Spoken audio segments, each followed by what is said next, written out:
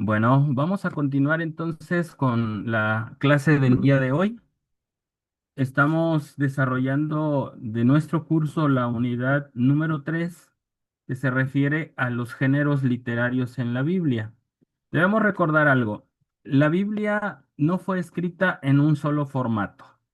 Encontramos diferentes formatos y bueno, en esta unidad estoy generalizando porque no estoy abordando un género especial como lo son los evangelios, porque los evangelios es texto narrativo y por eso lo incluí en lo que es la narrativa histórica. Pero básicamente nosotros estamos viendo diferentes géneros literarios. Los géneros literarios son formatos en los cuales de manera general se engloban las formas en las cuales se expresaron los autores bíblicos. Hablábamos en la clase anterior del género de lo que es la narrativa histórica y que lo encontramos generalmente en los libros como Génesis, Éxodo, eh, Deuteronomio. Bueno, aunque Deuteronomio está más relacionado con el género legal, los libros históricos como el libro de las Crónicas, el libro de los Reyes, el libro de Esther, y el libro de los Hechos, los Evangelios pueden entrar en este género literario que es la narrativa histórica. Ahora, la narrativa histórica normalmente nos dan situaciones descriptivas, no prescriptivas, es decir, nos describen historias que nos enseñan cómo Dios a través de estos personajes nos quieren enseñar cuestiones sobre los temas principales como el conflicto entre el bien y el mal y el plan de salvación y muchas veces debemos de tener mucho cuidado al analizar algún relato histórico, porque realmente los relatos históricos nos dan a conocer lo que pasó, pero muchas veces no tiene cuestiones prescriptivas, ni mucho menos, o muchas veces debemos de discernir el buen ejemplo del personaje en turno en la narrativa que se esté dando o el mal ejemplo para no imitarlo. En el género legal, pues hablábamos que el tema central son las cuestiones de las leyes, recordando que Israel era una teocracia. Y el género legal lo encontramos principalmente en el Pentateuco. Algo que debemos de tener clave en la cuestión del Pentateuco es cuáles son principios morales eternos, como los 10 mandamientos, y cuáles son principios transitorios o mandatos transitorios que solamente aplicaban para Israel como una teocracia o también cuáles eran de tipo ceremonial que apuntaban directamente al sacrificio de Cristo y cuáles se cumplieron en Cristo y ya no implican una cuestión legal para nosotros, como la cuestión de la Pascua, como la cuestión de las fiestas, la cuestión de la circuncisión, pero recordando que un principio hermenéutico de interpretación en relación a este género legal es de que podamos discernir la letra de un mandamiento, la letra de un estatuto y preguntarnos cómo se aplica o qué principio estaba vigente en ese mandamiento, que aunque se estaba aplicado a la teocracia o estaba aplicado directamente a Israel, ¿cómo lo podemos aplicar en la actualidad? Un ejemplo que hablábamos en la clase anterior era el hecho de la prescripción que daba Moisés, que cuando tuvieras una casa le pusieras al terrado un barandal o un cerco, este, es obvio que esa ley o ese estatuto ya no aplica literalmente en la letra, pero su principio sigue vigente, que es el principio de el resguardo de la vida humana o de la prevención para evitar accidentes. Entonces, debemos nosotros siempre que cuando nos acercamos a un texto bíblico que está relacionado con el género legal, no irnos por la fácil y decir esto era para los judíos, esto ya no se aplica ahora, sino que cuando lo estamos leyendo, cuando lo estamos interpretando, debemos preguntarnos qué o cuál es el espíritu de ese mandato que aún sigue vigente y cómo se aplicaría en nuestro tiempo. Otro género que nosotros vimos está relacionado con el género de la poesía o de los libros sapienciales. Recordando que cuando vimos bibliología, hablamos un poquito acerca de las características de la poesía hebrea y en la cual, por lo regular, veíamos que la mayoría de los escritores utilizaron recursos literarios como lo era el paralelismo y cuando nosotros entendemos cómo se aplica el paralelismo, vamos a acercarnos al texto bíblico de tal manera que lo que es poético o lo que es figurativo no le vamos a querer dar una interpretación literal. Y básicamente esto me recuerda a la regla de Guillermo Miller. Hay una regla, no recuerdo exactamente el número de regla, pero dice, ¿cuándo vas a discernir si un texto es literal y y cuándo y se va a aplicar literal y cuándo es simbólico y cómo lo has de aplicar? Dice, simple y sencillamente, aplica lo literal. Imagina lo literal y si no viola ninguna regla de la naturaleza, entonces debes entender que ese texto es literal. Y eso me recuerda, por ejemplo, la visión que tiene Zacarías, por ejemplo, el efá que vuela. Entonces, si habláramos desde el punto de vista literal, imagínense un efá que está volando, pues tú dices no es algo natural, entonces es algo simbólico y como una cuestión simbólica está sujeta a interpretación. Lo mismo, por ejemplo, con las profecías, la profecía de Daniel 7, un león con alas. O sea, en el aspecto literal, no te puedes imaginar y no puedes decir que existe un león con alas, por lo tanto, no puede ser interpretado de manera literal, sino que está sujeta a una simbología, tienes que descifrar la simbología y ya que descifraste la simbología, le das una interpretación a ese texto. Ahora, cuando hablamos de poesía, o cuando nos acercamos a los textos poéticos, normalmente encontramos figuras literarias o figuras retóricas y vimos algunas de ellas. Quizá ahorita, como estoy haciendo un repaso general, no me voy a acordar de todas, pero se me viene a la mente lo que es el símil. El símil, por lo regular, atenta contra el sentido literal y está condicionada a la expresión o al conector como. Como el ciervo brama por las corrientes de las aguas, así clama por ti, oh Dios, el alma mía. O sea, hay un símil entre la acción del ciervo cuando está en busca de agua con la acción del adorador cuando está en busca de la cuestión espiritual. Entonces, a eso se le llama símil, es un comparativo. Otra figura literaria que me viene a la mente es el eufemismo. La Biblia, los escritores bíblicos muchas veces tratan de atenuar algo que suena como agresivo o que suena como este,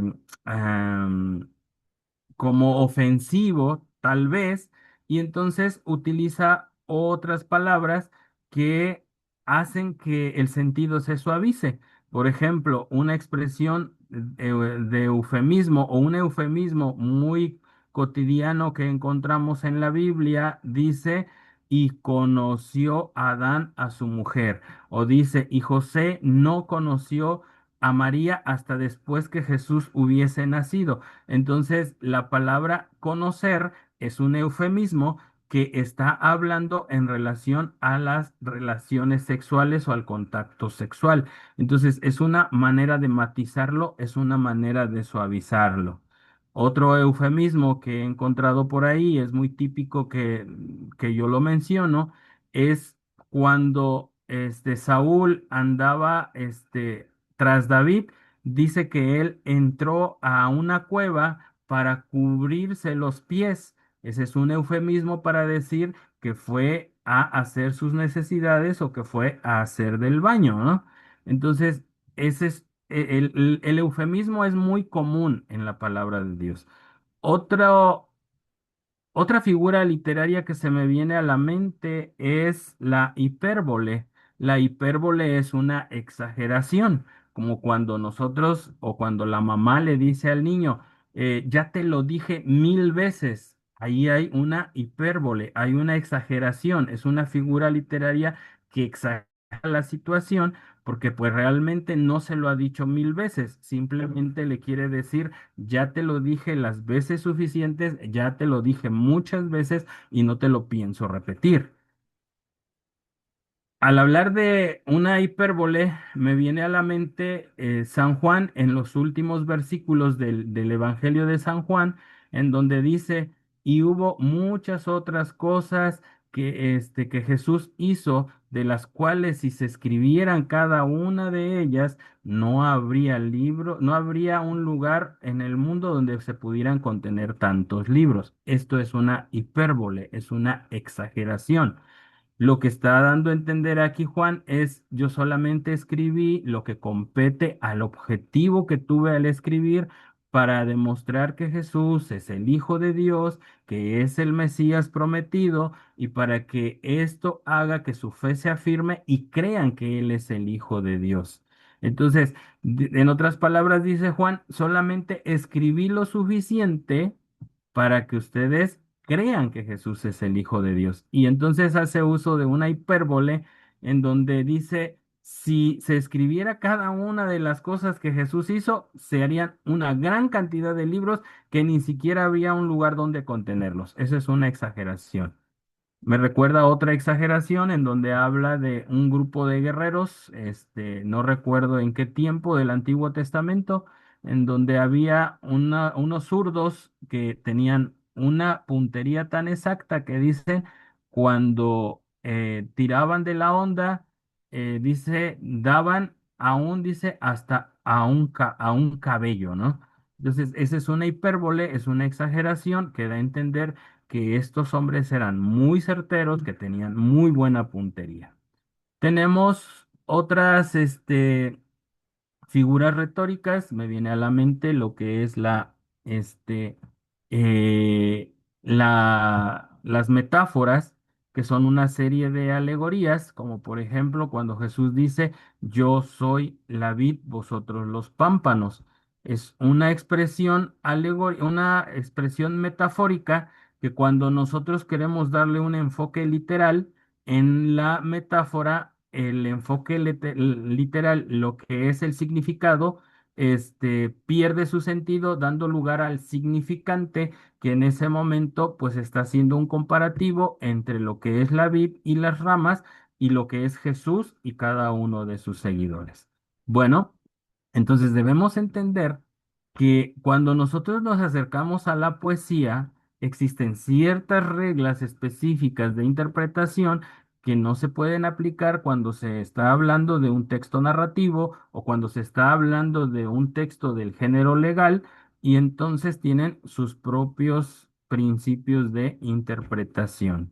Y por lo regular, debemos entender que cuando se está hablando del tipo poético y nos encontramos alguna figura retórica, esa figura retórica debemos entenderla, debemos entender cuál es el tipo de figura retórica para poderle dar la interpretación correcta.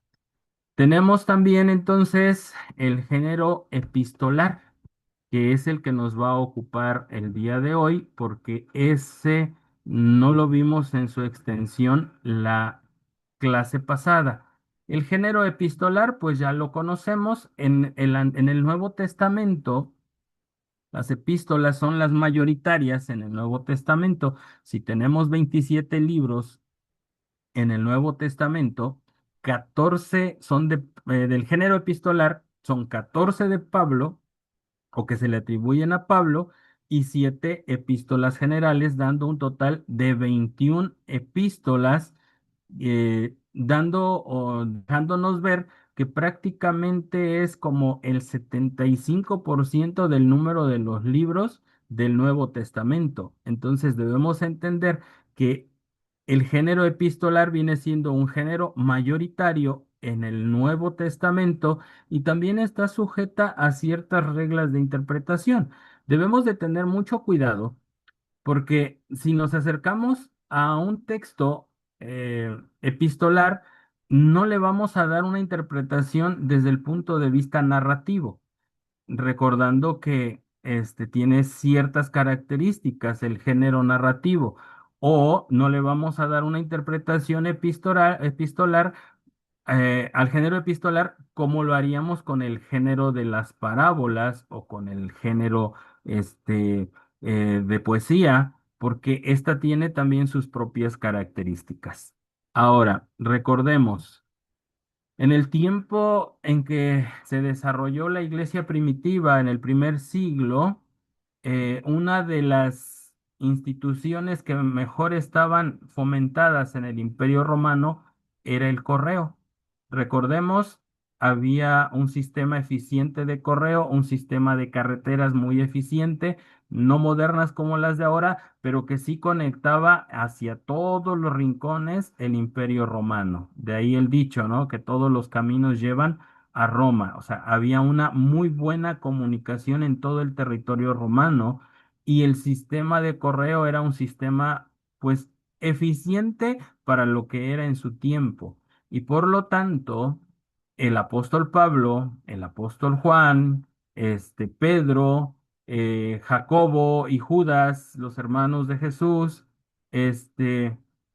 hicieron uso de este sistema de correos para poder pastorear o poder solventar situaciones que se daban en la iglesia primitiva.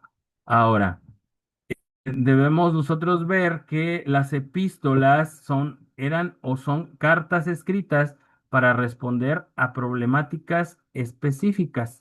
Y desde esa perspectiva nos tenemos que acercar a ellas, recordando que si nos acercamos a la epístola, por ejemplo, de a los Corintios, la primera o la segunda carta a los Corintios, debemos entender que Pablo está tratando situaciones muy específicas de la iglesia de Corinto.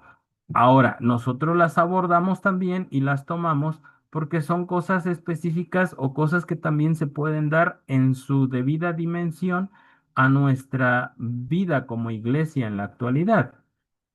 Aquí tenemos, al acercarnos al género epistolar, y ser observadores al analizar las epístolas y debemos de separar lo que era cultural, que por lo tanto era transitorio para su tiempo, y de lo doctrinal, que básicamente son principios eternos.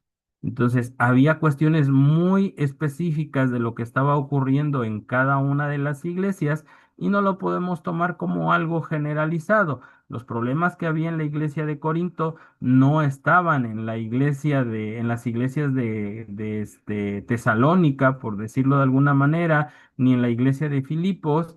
Por lo tanto, había cuestiones que eran muy específicas para la iglesia de Corinto que no eran aplicables a la iglesia de Filipos, y eran cosas muy específicas de ellos. Aquí, cuando nosotros nos acercamos al estudio de las epístolas, debemos nosotros entender qué cosa era cultural, qué cosa era aplicable solamente para el tiempo de Pablo, qué cosa era una problemática específica de esa única iglesia y que no era un problema general o no era un problema universal, sino que era específico de esa iglesia. Y si y que sí estaba relacionado con lo doctrinal o con lo teológico y que sigue vigente para nuestro tiempo.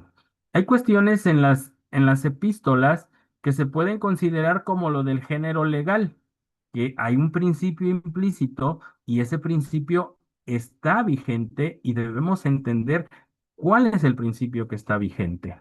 Por ejemplo, cuando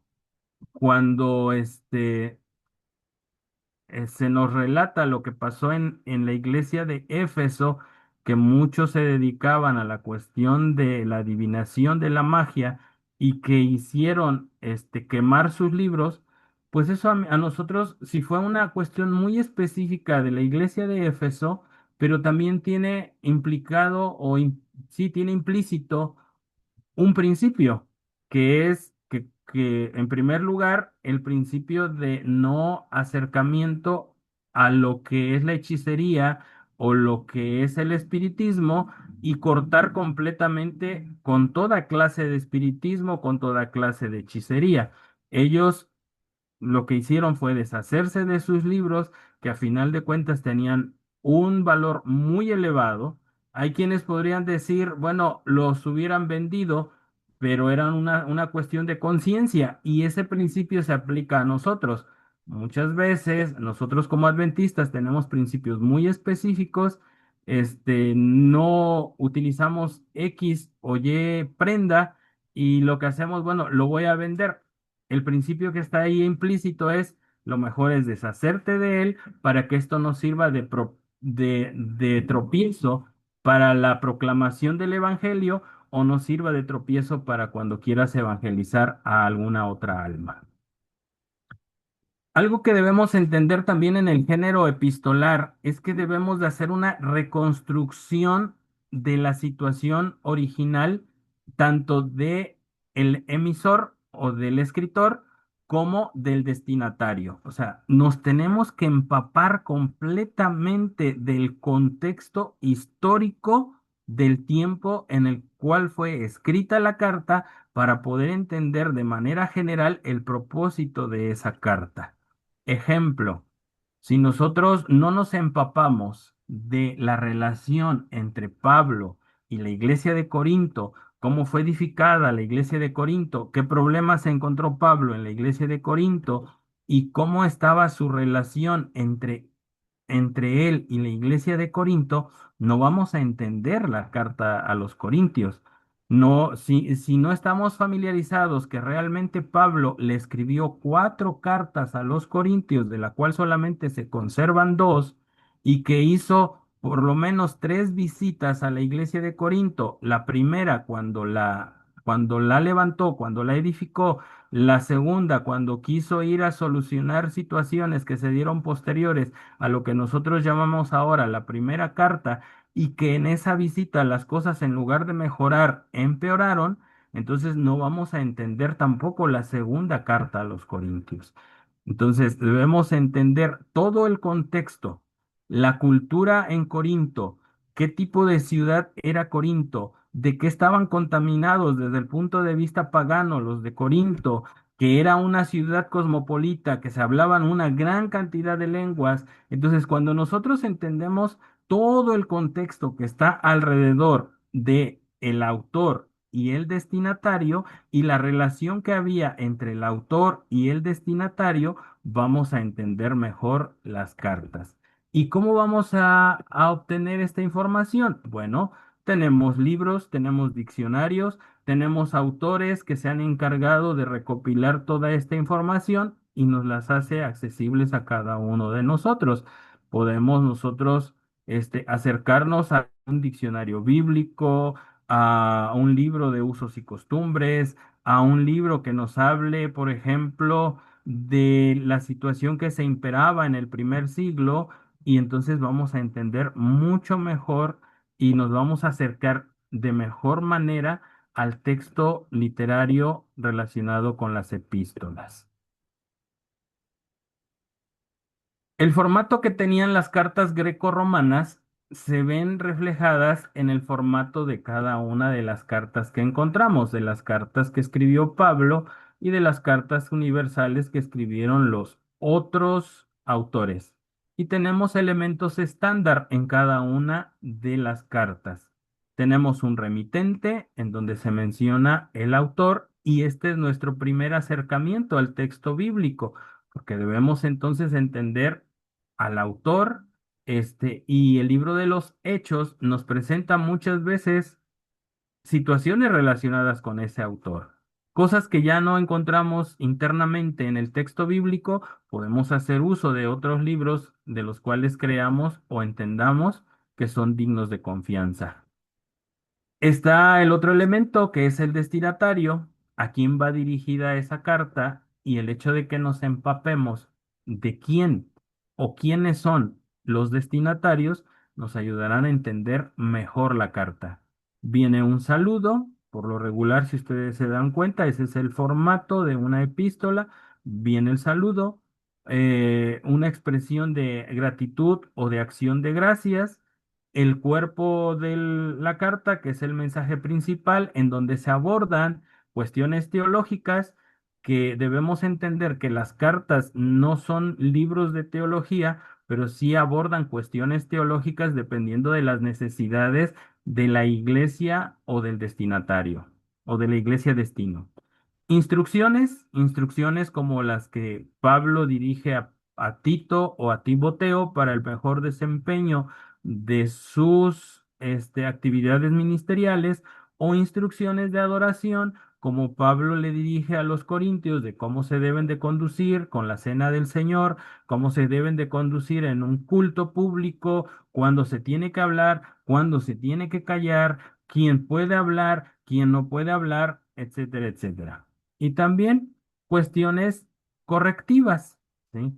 Como lo que también se dirigiera a los Corintios, por ejemplo, en el capítulo 5 de primera carta a los Corintios, en donde se expresa la situación que estaba imperando y lo que tenían que hacer por lo que se estaba dando la cuestión de la inmoralidad al interior de al interior de la iglesia de Corinto.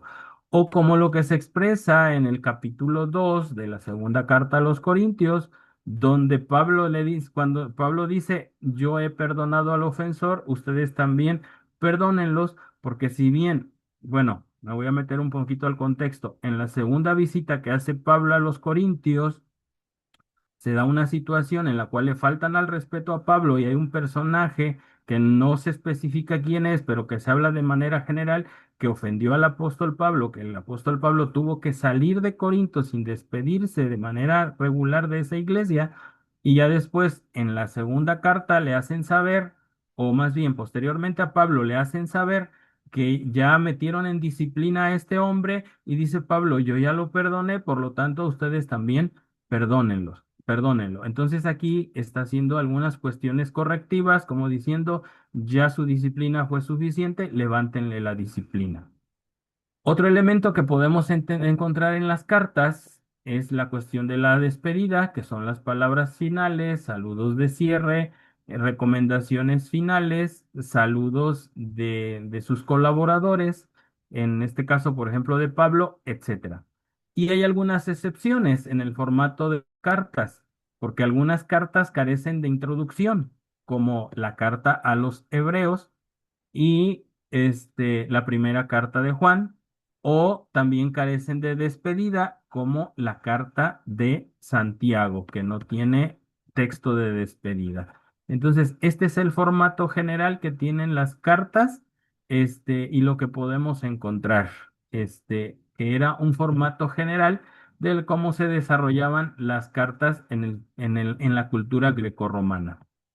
¿Cuál es el propósito de las cartas? Por lo regular, no son tratados teológicos. Sí tratan asuntos de teología, pero no son cuestiones teológicas. Quizá la que es más teológica hasta cierto punto es la carta a los romanos, porque su tema principal es la justificación de la fe, partiendo de una tesis en la cual dice todos son culpables, tanto judíos como gentiles, todos son culpables, he demostrado que todos son culpables, no hay un solo justo, y bueno, podemos entender que un poquito más, sí maneja más teología la carta a los romanos, pero en general las cartas no son tratados teológicos, son cartas de acercamiento pastorales y doctrinales, sin tratar asuntos específicos, o generales más bien, sino asuntos específicos que estaban ocurriendo en cada una de las iglesias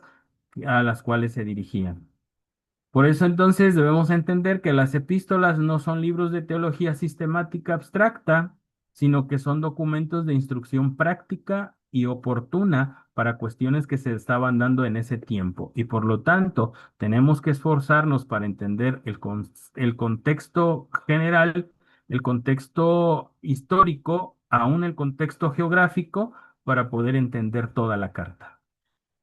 Eh, La carta a los a los Gálatas no es un ensayo libre sobre la ley, sino que es una respuesta urgente por parte de Pablo ante la amenaza de los maestros judaizantes que habían derribado lo que él había construido, llevando un evangelio diferente.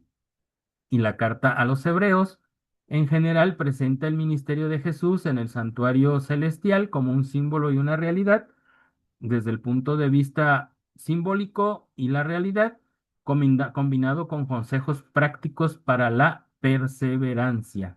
Se deja ver que a quienes dirige el apóstol Pablo la carta a los hebreos estaban pasando por situaciones difíciles que necesitaban recordarles que tenían que tener los ojos puestos en el autor y consumador de la fe, que tenían que despojarse de toda carga o de todo peso que les asediaba y del pecado para que pudieran correr correctamente la carrera de la fe.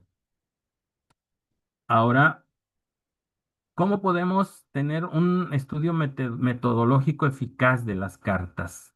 Hay cuatro pasos que se resumen de esta manera. Al estudiar una carta o una epístola, tenemos que hacer una lectura completa de la carta. Cuando querramos entender la carta, tenemos que hacer un estudio de principio a fin, porque el autor tiene un hilo o una estructura que va manejando que si nos acercamos a la carta solamente por secciones, como regularmente nos gusta hacerlo, claro, no estoy juzgando ninguna situación, pero si nosotros queremos una metodología eficaz para entender las epístolas, cuando nos acercamos a una de ellas, es decir, por ejemplo, a de los Gálatas, tenemos que leerla de principio a fin, no tomarla como algo, que se puede seccionar para poder comprenderla o que trate de asuntos específicos a partir de cierto lugar, sino que tenemos que entender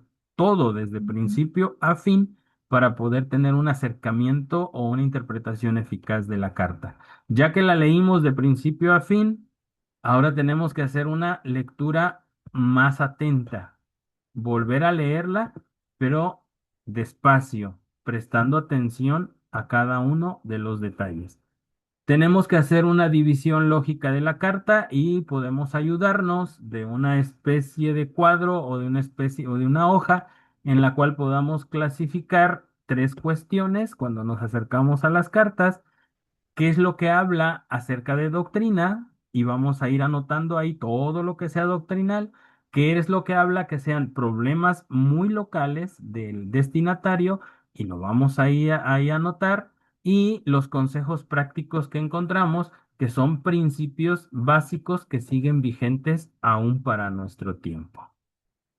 Y bueno, cada vez que nos acercamos al estudio de una carta en particular, tenemos que ir entendiendo las palabras clave, ir anotándolas, ir entendiéndolas, usando un diccionario bíblico o un léxico griego para ir entendiendo ciertos términos que se nos van presentando en las cartas. Por ejemplo, cuando Pablo habla de la justificación de la fe, pues entendamos qué es lo que es la justicia desde el punto de vista bíblico, porque muchas veces lo confundimos con el término justicia contemporáneo, y podamos entender realmente el término de justicia en su contexto y desde un punto de vista o de un léxico griego que nos da a entender lo que significaban ciertas palabras en el tiempo en que fue escrita la carta.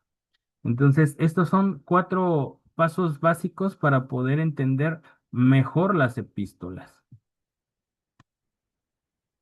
Debemos, como se los dije hace un momento, estudiar a fondo el contexto histórico.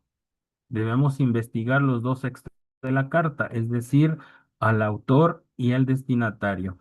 En relación al autor, debemos de entender su identidad, porque, por ejemplo, cuando decimos la carta de Santiago, muchos confunden al hijo de Zebedeo con el Santiago que escribió la carta, ¿sí? Entonces, si no identificamos correctamente al autor, podemos cometer o llegar a una mala interpretación o decir cosas que no son 100% verídicas, ¿sí? Si nosotros vemos, bueno, en el tiempo en que se escribió la carta, o sea, la de Santiago, él se identifica como el hermano de Jesús. Entonces, eso quiere decir que no se trata del hijo de Zebedeo. Y les voy a ser honestos, yo hubo un tiempo en que yo a veces pensaba que era ese Santiago, el hijo de Zebedeo, ¿verdad? Pero no es ese Santiago. Y cuando hablamos de Judas, dice, pues, ¿qué Judas es? Bueno, la historia nos dice, o la bibliología nos dice, que se trata también de Judas, el hermano de Jesús. Entonces, cuando nosotros no nos metemos de lleno a investigar cosas en relación al autor, podemos decir cosas que no son verídicas o podemos llegar a interpretaciones incorrectas. Entonces, en relación al autor, tenemos que enfocarnos en su identidad y situaciones de ese autor que añadan un peso mayoritario, ¿sí? Por ejemplo, saber que Pablo escribió a los filipenses o a Filemón, estando preso en Roma, aclara la perspectiva y la podemos enfocar de mejor manera. El destinatario. En relación al destinatario, pues también, si es una iglesia, tenemos que investigar la geografía.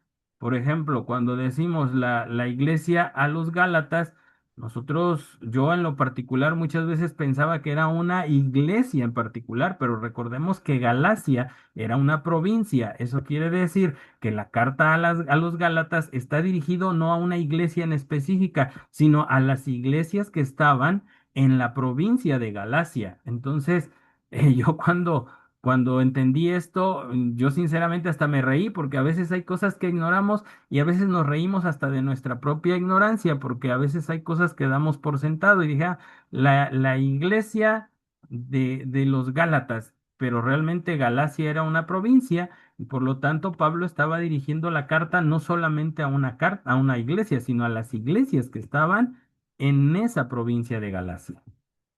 Tenemos que investigar bien la cuestión geográfica, si se trata de una iglesia histórica, quién la fundó, cuándo se fundó, qué problemas generales tiene o qué problemas generales pueda tener dada su geografía, dada su cultura, dado el lugar donde está, porque como les dije, Corinto es una iglesia cosmopolita.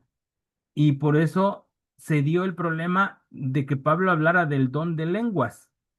Corinto era una iglesia de cultura griega y por lo tanto hubo ese estire y afloje con Pablo, como cuando Pablo dice, hay quienes entre ustedes dicen que mis cartas son duras, pero que mi presencia corporal o que mi figura corporal es despreciable.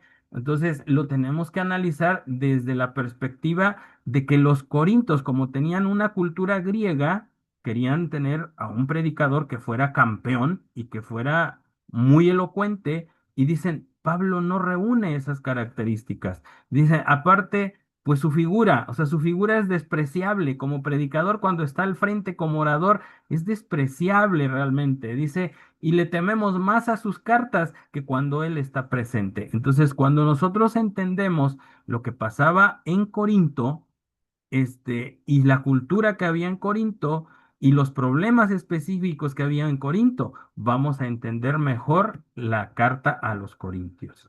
Entonces, tenemos que investigar la geografía, la cultura y la historia de la ciudad.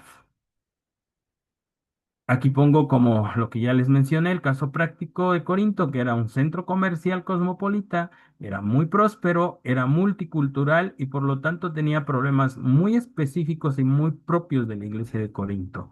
Su diversidad de idiomas locales arroja luz sobre por qué el desorden con el hablar en lenguas era un problema exclusivo de esa iglesia. Y bueno, si seguimos investigando más a fondo el contexto histórico y cultural de la iglesia de Corinto, vamos a entender completamente lo que está detrás de lo que escribió Pablo a los Corintios. Ahora, otra de las cosas que tenemos nosotros que entender cuando estudiamos las cartas es la aplicación actual que le podemos dar.